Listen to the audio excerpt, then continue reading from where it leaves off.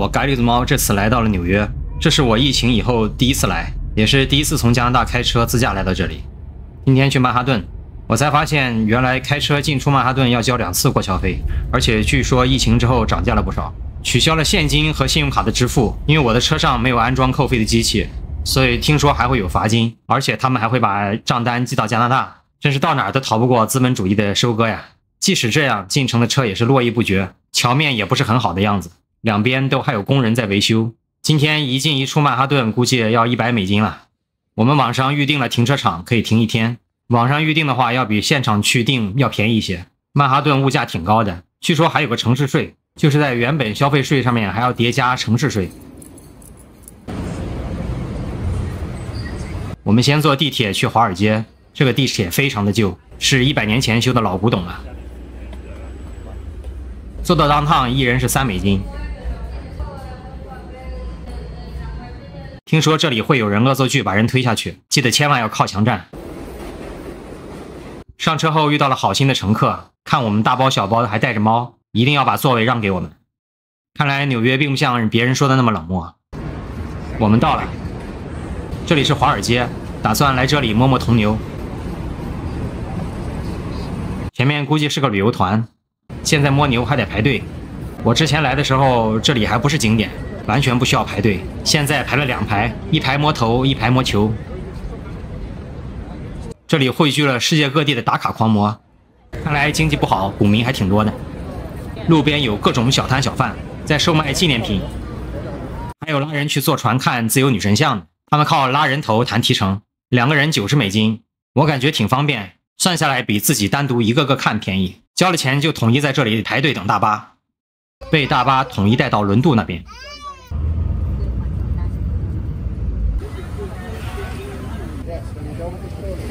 你看这乌泱乌泱的人，我是看不出经济衰退。一上船大家就疯狂抢占2楼，有一对好心的兄弟给我们让座，中途一个黑人大妈要来抢，他们还帮我们撵走了大妈，真是有点暖心了。怎么纽约人情味这么浓？可能他们也不是本地人吧，本地人也不会去坐游轮，这是属于外地人之间的关怀。轮船上的风很大，一到一个打卡点大家都纷纷站起来拍照，个子小的话记得带上自拍杆。这位大爷充分体现了他的身高优势，这就是著名的布鲁克林大桥，感觉和电影里不大一样呢。终于到了自由女神像了，所有人都顾不上占座了，起来疯狂拍照。感觉这个轮船不适合美美的拍照打卡，船上有一小块专门的区域围了起来，是专门付费找船上摄影师来给你拍的，出来的效果会好很多，至少背景干净许多。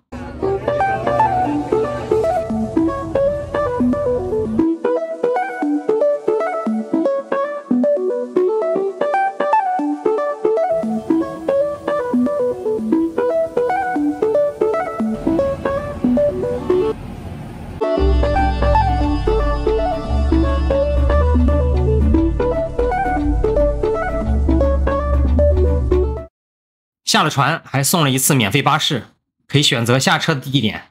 我们选择去时代广场，不过光是等车就等了好久。这里就是时代广场了，和我多年来之前没有什么变化，都是满大街的人和店铺招牌。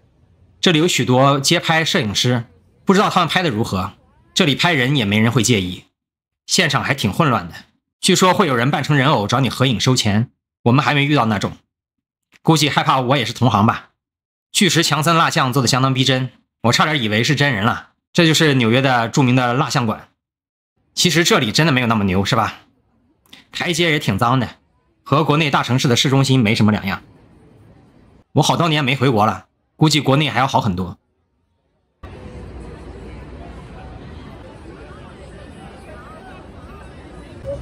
这一路时常能闻到臭烘烘的味道，偶尔有尿味儿。难道这就是传说中自由香甜的空气？我们步行去下一个景点。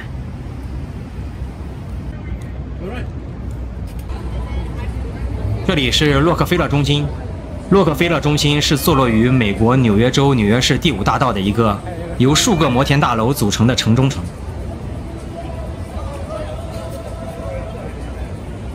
由洛克菲勒家族出资建造的，由19栋大楼组成，各大楼楼底相通。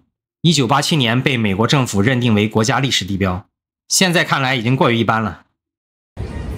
旁边有个有趣的老爷爷在 cosplay， 我们进去看看。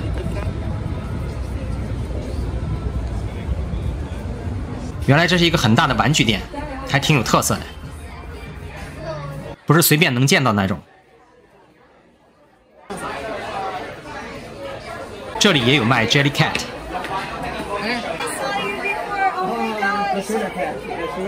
有店员小姐姐说她在 ins 上看到过我，这也太神奇了吧！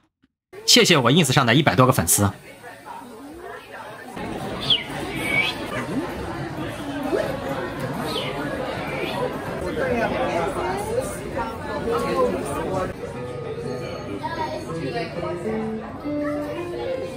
接下来就是步行到中央公园。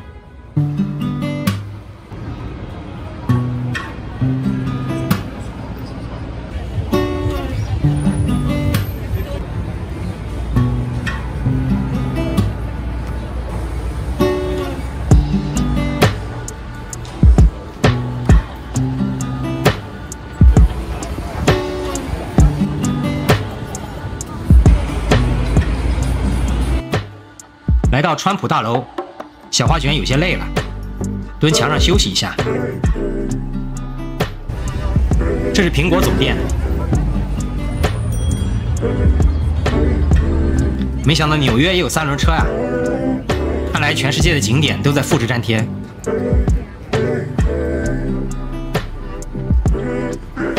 到中央公园了，说真的，这个公园挺普通的。可能因为在城市里，显得比较有格调。比环境的话，加拿大随便一个 trail 不都完爆？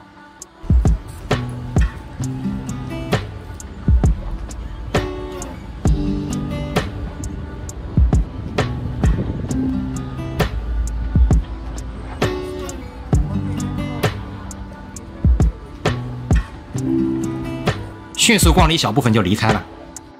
感觉纽约的包容性挺强，越基层工作人员越朴实。看到有些工人还在用扫帚扫硕大的停车场，这就是为了增加就业，特地走复古路线吗？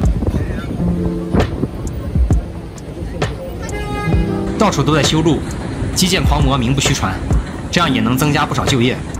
这就是疫情后的纽约，经济看起来没有受半点影响，人们消费力旺盛。但是如果是从国内大城市来的朋友，不会有特别的惊喜。感觉硬件和软件都不咋样。如果看完视频，请帮我点个赞，也可以留下你的看法，谢谢。